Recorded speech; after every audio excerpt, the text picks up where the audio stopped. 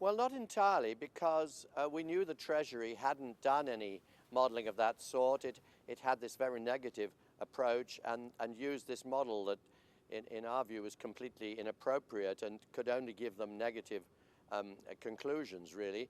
And so I wasn't that surprised, because it's difficult then for a whole bureaucracy to come up with a different way of looking at it, that's having tried one way and found really that it wasn't what the government wanted to go with. Now, luckily for the government, you have done some analysis, and your conclusion is that falling back on WTO rules would be no bad thing. Why do you say that?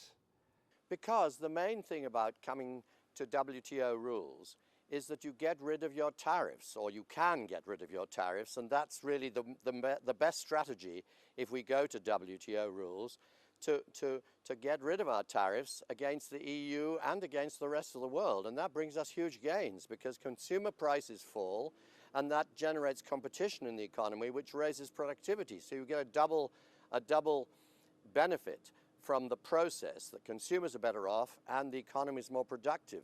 And that raises GDP on our calculations and consumer welfare by about 4%, brings down prices by 8%, and generates 7% more government revenue, which is obviously very much worth having. What happens under that analysis if the UK doesn't cut tariffs unilaterally after falling back on WTO rules?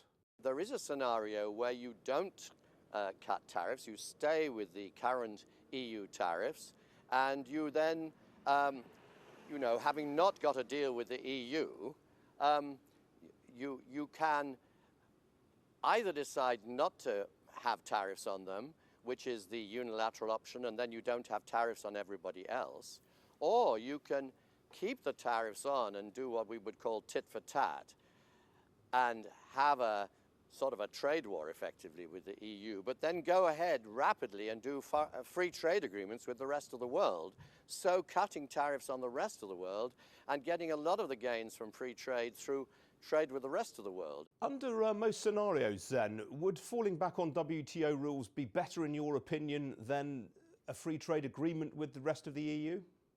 Well, politically, a free trade agreement with the rest of the EU is the course to follow, because you have good relations and you can get lots of things sorted out. So clearly, from a political viewpoint, that's the best thing to do. And then it can be followed by free trade agreements with other countries. And through that route, you can get to the same free trade aim that the government has, in the longer term. I mean, maybe it could take a few years.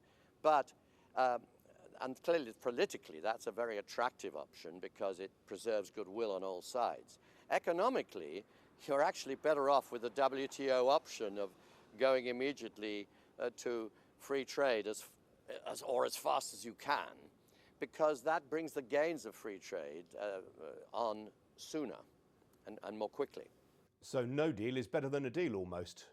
Economically, no deal is better than deal, but politically, obviously, a deal makes a lot of sense, and clearly that's the preferred option.